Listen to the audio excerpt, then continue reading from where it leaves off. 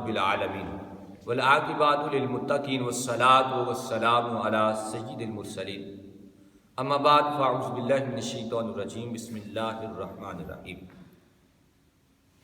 پڑھیں الصلاۃ والسلام علیک یا رسول اللہ، الصلاۃ والسلام علیک یا رسول اللہ، الصلاۃ والسلام علیک یا حبیب اللہ، الصلاۃ والسلام علیک یا حبیب اللہ، الصلاۃ والسلام علیک یا نبی اللہ الصلاۃ والسلام علیک یا نبی اللہ، وعلی آلک واصحابک یا نور اللہ، وعلی آلک واصحابک یا نور اللہ، نویت سنت الاعتکاف۔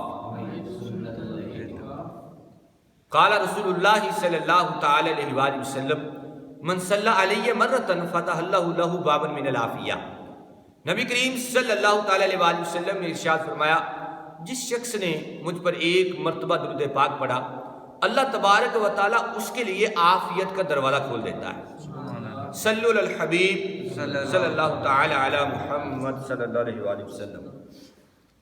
میرے میٹھے میٹھے اسلام بھائیوں، بزرگوں، دوستوں، نمازیوں، آج الحمدللہ عز و جل ہم سورہ فرقان کی آیت نمبر 5 سے سٹارٹ لیتے ہیں۔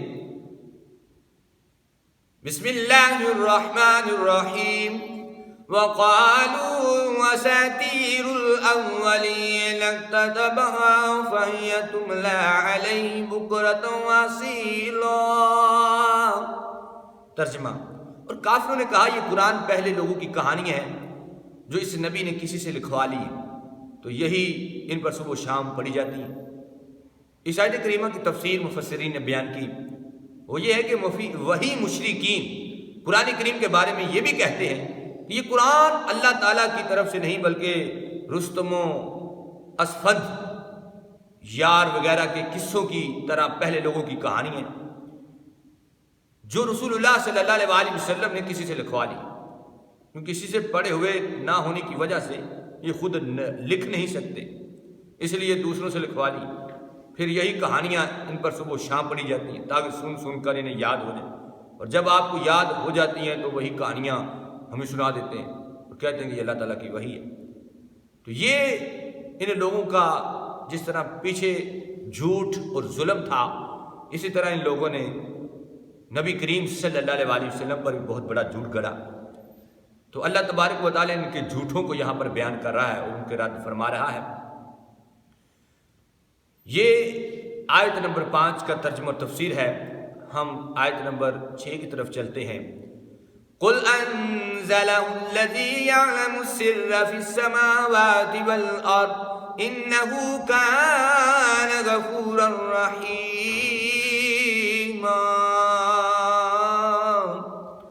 ترجمہ، تم فرماؤ اسے تو اس نے نازل فرمایا ہے جو آسمان و زمین کی ہر بات جانتا ہے، بے شک وہ بخشنے والا مہربان ہے۔ تفسیر یہ ہے کہ اللہ تعالیٰ نے کفار کا رد کرتے ہوئے فرمایا کہ حبیب صلی اللہ علیہ وآلہ وسلم آپ ان کفار سے فرما دیں کہ اس قرآن کو تو اس اللہ نے نازل فرمایا جو آسمان اور زمین کی ہر بات جانتا ہے، یعنی قرآن کریم غیبی علوم پر مشتمل ہے، اور یہ اس بات کی صریح دلیل ہے کہ قرآن پاک غیبوں کو جاننے والا رب تعالیٰ کی طرف سے ہے۔ پچھلی آیت میں اللہ تعالیٰ نے ان کافروں کا اعتراض جو انہوں نے جھوٹ کرا وہ ذکر کیا، اب اس آیت میں اللہ تعالیٰ ان کا رد فرما رہا ہے۔ اللہ فرماتا ہے انہ کان غفورا رحیما، کہ بے شک وہ بخشنے والا مہربان ہے۔ اے کافرو، تم نے قرآن مجید کے بارے میں جو بات کہی اس کی وجہ سے تم اللہ تعالیٰ کے عذاب کے مستحق ہو گئے، یعنی کہ اللہ تعالیٰ کا عذاب آپ پر آئے گا، اور اللہ تعالیٰ تمہیں عذاب دینے پر کامل قدرت بھی رکھتا ہے، لیکن اس نے تم پر مہربانی کرتے ہوئے فوری عذاب نازل نہیں فرمایا بلکہ تمہیں مہلت دی ہے تاکہ تم اپنی بات سے رجوع کر لو، اللہ تعالیٰ کی بارگاہ میں توبہ کر سکو۔ اگر تم نے ایسا کر لیا تو وہ تمہیں بخشنے والا اور مہربان ہے۔ آیت نمبر 7 کی تلاوت سماعت کیجیے۔ وَقَالُوا مَا لِهَذَا الرَّسُولِ يَأْكُلُ الطَّعَامَ وَيَمْشِي فِي الْأَسْوَاقِ لَوْلَا أُنزِلَ إِلَيْهِ مَلَكٌ فَيَكُونَ مَعَهُ نَذِيرًا۔ ترجمہ، کافروں نے کہا کہ اس رسول کو کیا ہوا کہ یہ کھانا بھی کھاتا ہے، بازاروں میں بھی چلتا پھرتا ہے، اور اس کی طرف کوئی فرشتہ کیوں نہ اتار دیا گیا جو اس کے ساتھ لوگوں کو ڈرانے والا ہوتا۔ اس کی تفسیر میں کہا گیا کہ اس آیت سے کفار کی جانب تاجدار رسالت صلی اللہ علیہ وسلم کی نبوت پر ہونے والے اعتراضات کو ذکر کیا گیا۔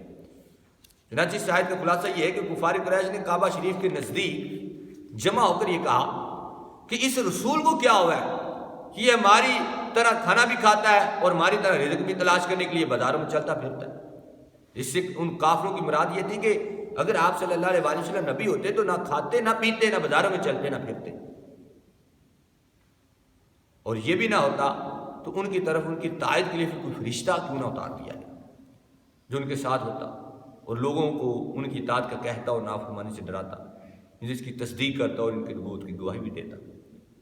اب یہ کفار نے ایک جاہلانہ بیس پہ اعتراض کیا ہے، حالانکہ اس اعتراض کی کوئی وقت نہیں ہے، کوئی حیثیت نہیں ہے۔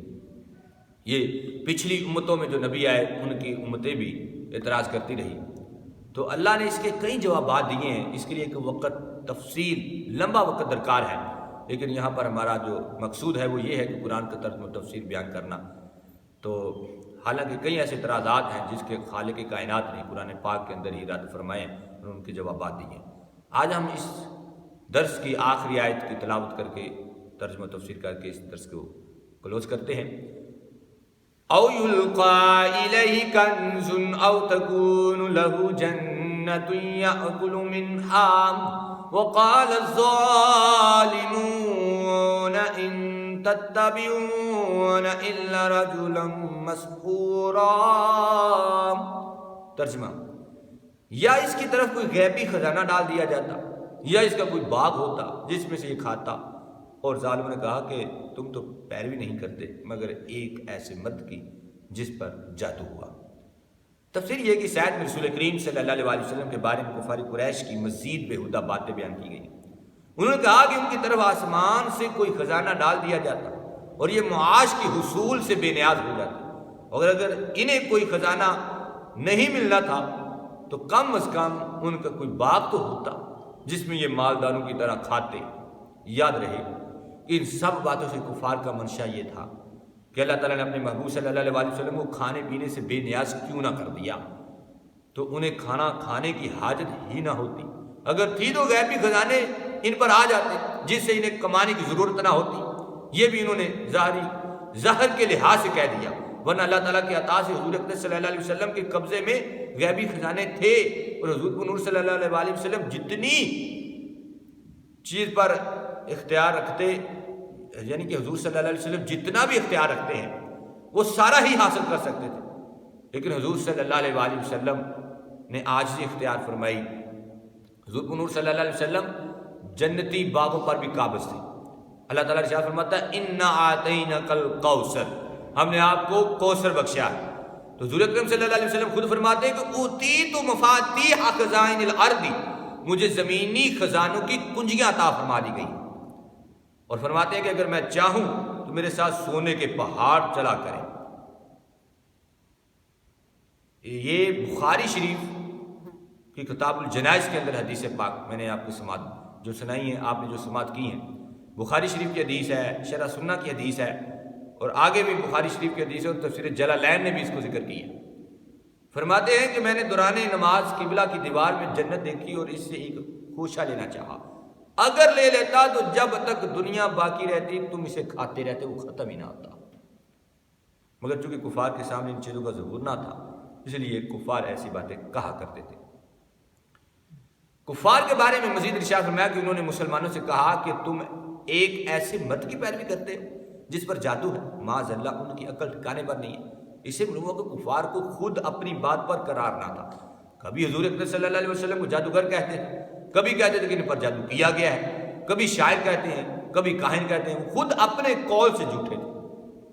تو یہ جتنے انہوں نے جھوٹ بولے، اعتراضات کیے، خالق کائنات نے ان اعتراضات کا جواب دیا اور رد کر دیا، ان کے اعتراضات کو بھی اور ان کے دلائل کو بھی۔ اللہ کریم کی بارگاہ میں دعا ہے کہ جو کچھ ہم نے سنا اسے یاد کر کے آگے پہنچانے کی توفیق نصیب فرمائے، آمین بجاہ نبی الامین صلی اللہ علیہ وسلم۔